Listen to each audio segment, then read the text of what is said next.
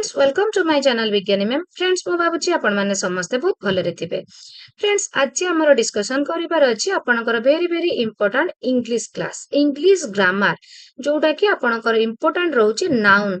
आपण जोटा को ओडिया रे विशेष्य बोली कहंती। Noun is a naming word, गोटे नाम, गोटे नेम। कहार नेम?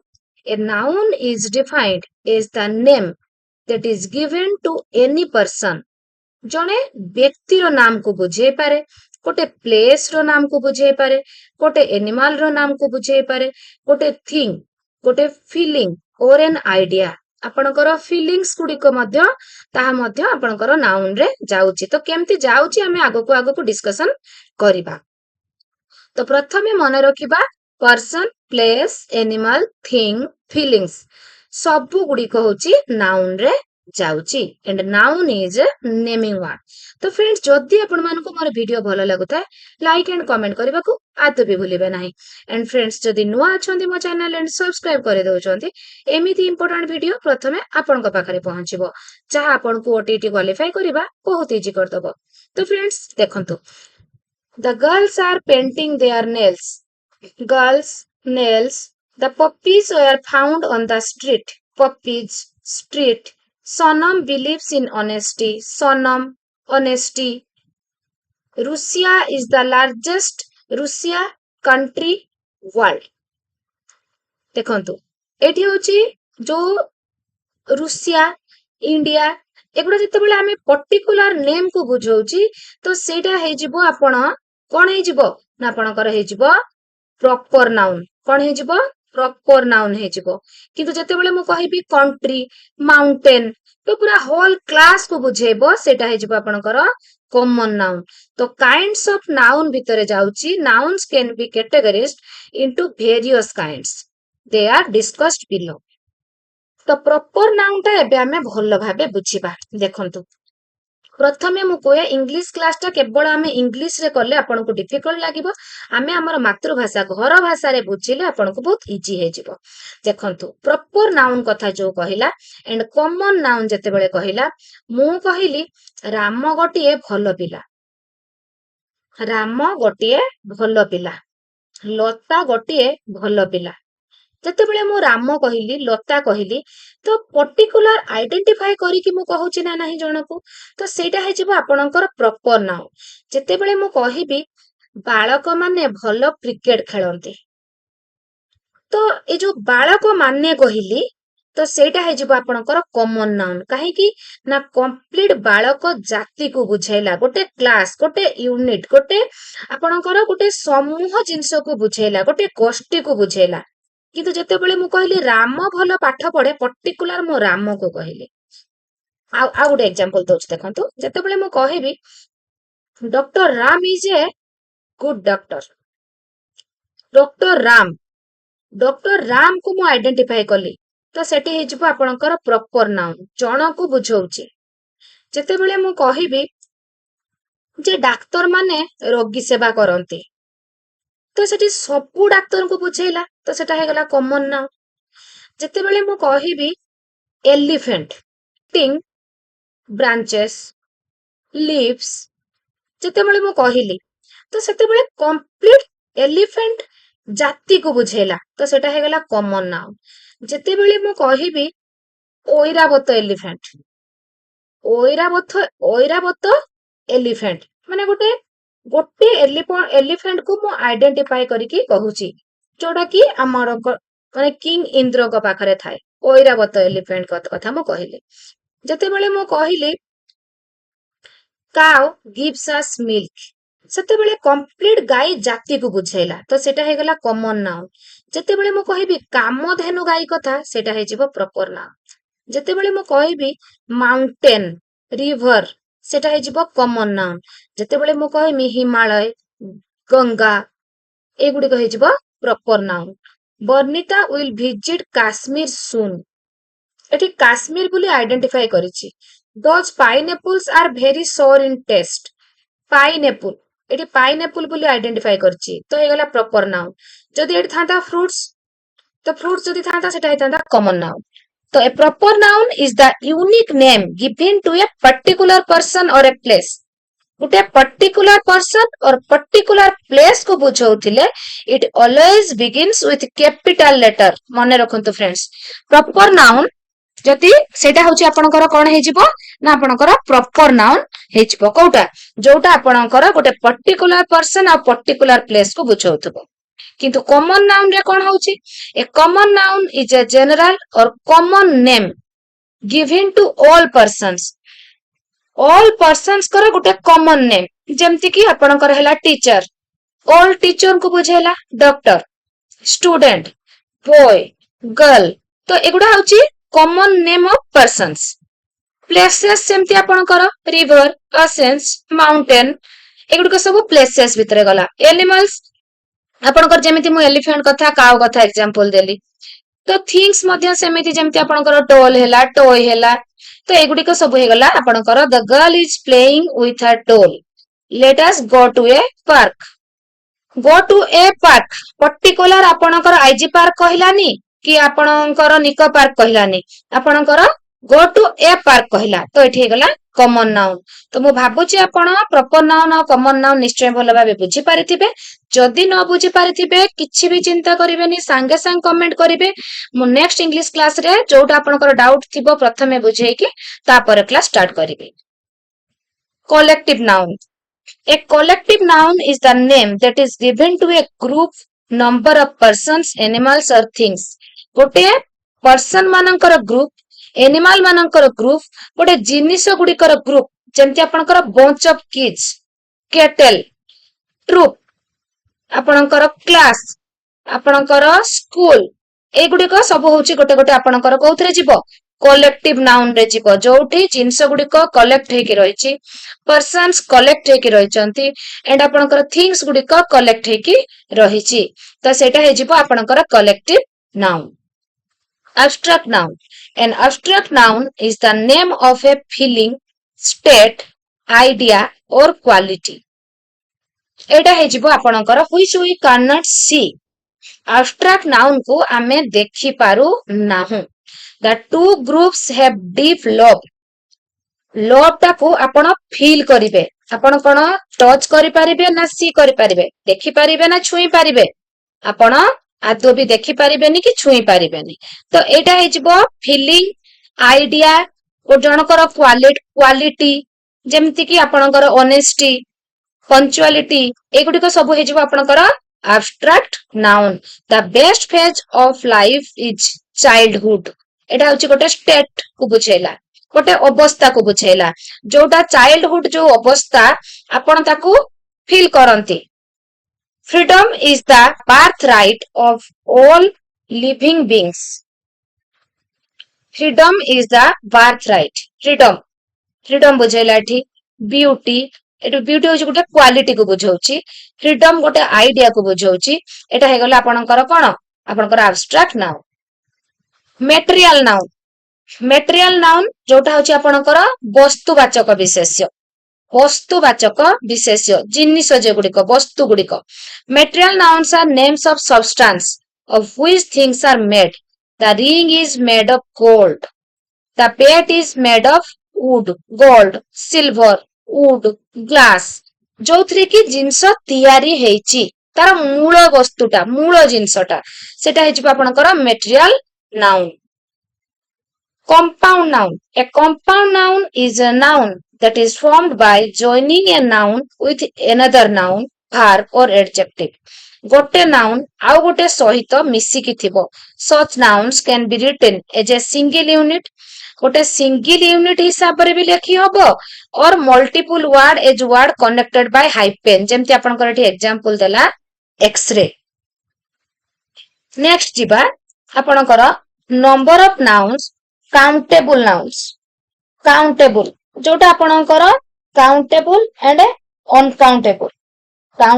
एंड अनकाउंटेबल नाउन को हमें बे जिबा देखिबा इजिली बुझी पारिबे जोटा आपनकर काउंट हेई पारुची सेटा होची काउंटेबल नाउन एंड जोटा आपनकर काउंट हेई पारुनी अनकाउंटेबल नाउन तो काउंटेबल नाउन भितरे रहुची आपनकर singular plural the garden has a tall tree गोटिए लंबा गछ I am taking a pen from your bag. A pen, गोटे पेन मु नेछि.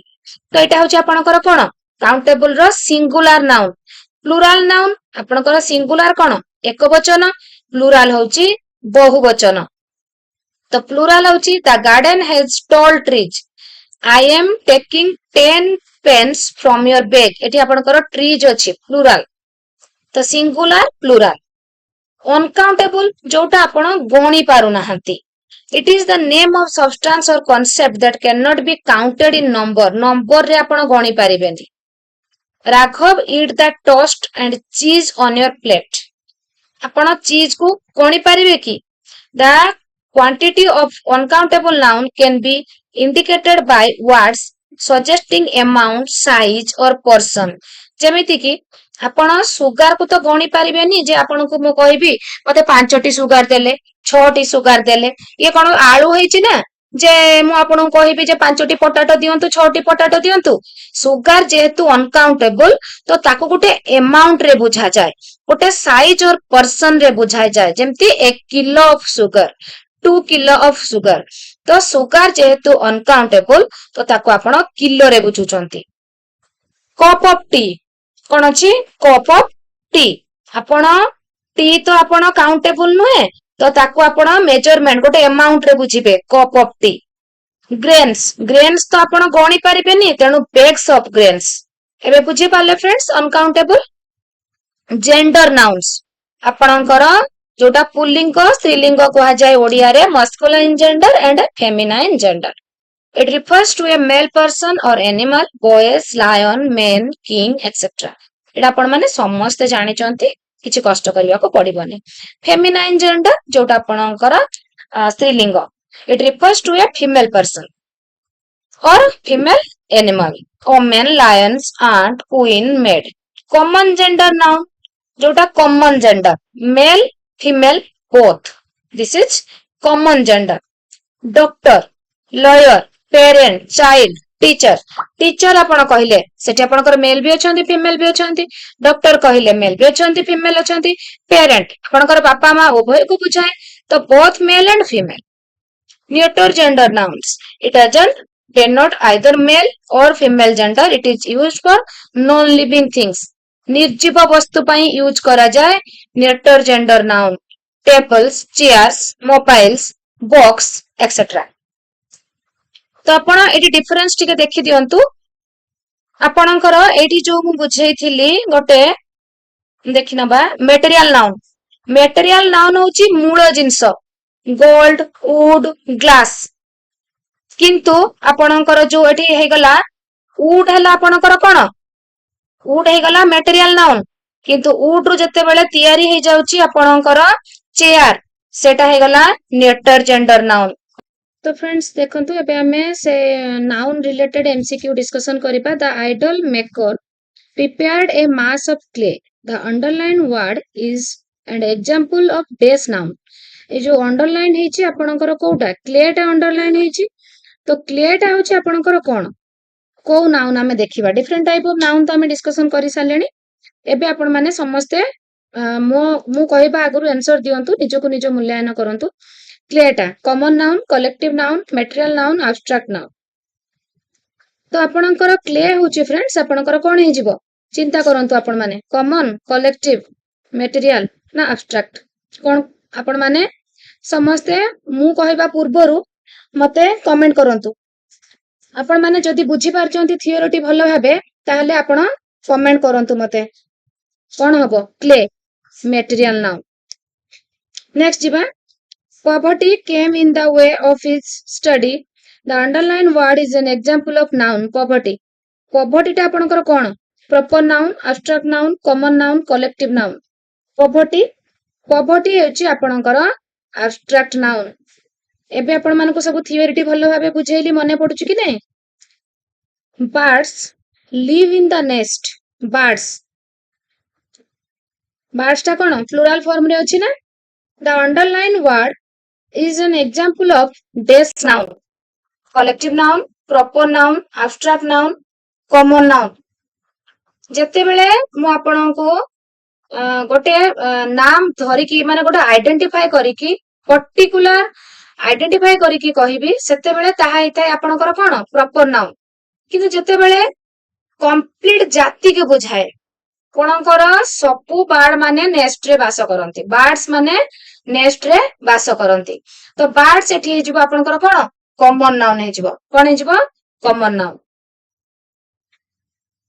चंपा Champa birds are blowing upon the champa boughs the underlined word is an example of dash noun Champa abstract common proper collective तो एठी जेहेतु flower नाही आपण को एठी flower बोली कहि नाही एठी चंपा बोली पर्टिकुलर कहिछि पर्टिकुलर चंपा फ्लावर कथा कहिछि तो ए जिबो आपणकर एटा कोन हे जिवो proper noun then next question को जिबा The committee agreed to the proposal. The underlined word is an example of this noun.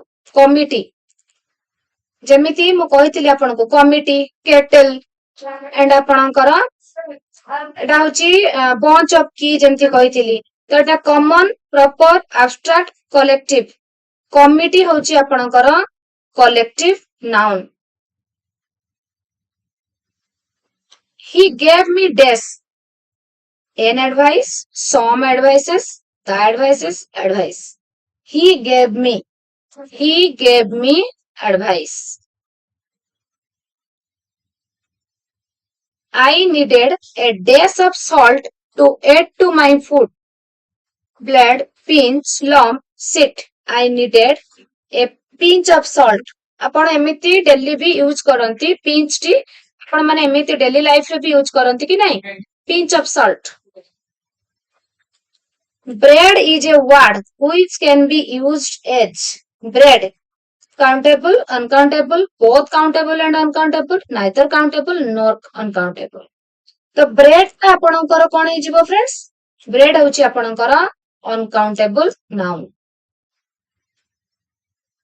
The living place of a horse is called living place. Horse रो living place को कौन कहते exam रो आसे animal मानकर living place and तांकर young one जेमती dog रो यंग वन होची पप्पी सेमती तांको यंग वन मानक विषय रे तांको पिला मानक विषय रे मध्ये आसे कौन कहती तो हॉर्स जोटी रहे स्टेबल स्टाय केनेल डेन तो आपणकर कौन हे जिवो हॉर्स जोटी रहे ता हेउची आपणकर stable The living place of a dog. The living place of a dog is called कौन है जीवो live, den, stay, kennel. Dog जोटी रुहे ताको आपण कौन कहती kennel बोली कहती. The living place of a pig. Pig is called pig जोटी रुहे ताको कौन कहती आपणकर डेन रे लायन रुहे केनेल रे आपणकर डॉग रुहे स्टेबल रे हॉर्स रुहे पिग रुहे स्टे रे